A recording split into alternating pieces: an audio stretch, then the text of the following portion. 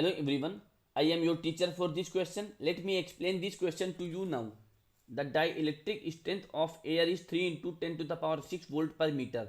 A parallel plate air capacitor has area 20 centimeter square and plate separation 0.10 mm. Find the maximum RMS voltage of an AC source which can be safely connected to this capacitor.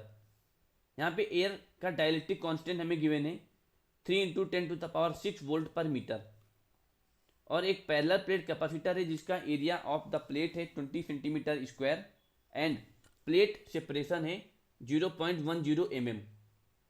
हमें बताना है maximum RMS voltage of an AC source which can be safely connected to this capacitor. So given is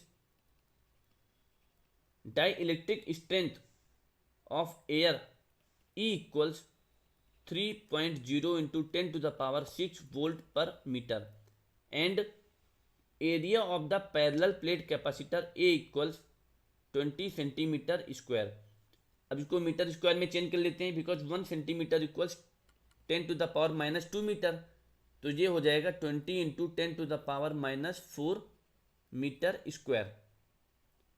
plate separation given है D equals 0.10 mm और इसको भी metre में change कर लेते हैं 1 mm equals 10 to the power minus 3 meter. So it will be 0.10 into 10 to the power minus 3 meter. हमें maximum RMS voltage चाहिए.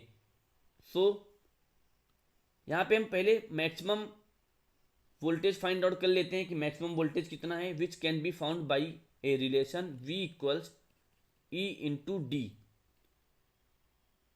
फिर उसके बाद हम V R M S find out कर लेंगे. V R M S will be equals to V divided by √2. तो we find out करने के बाद हम यहाँ पे V R M S find out कर लेंगे. अब हम इस क्वेश्चन को सॉल्व करते हैं.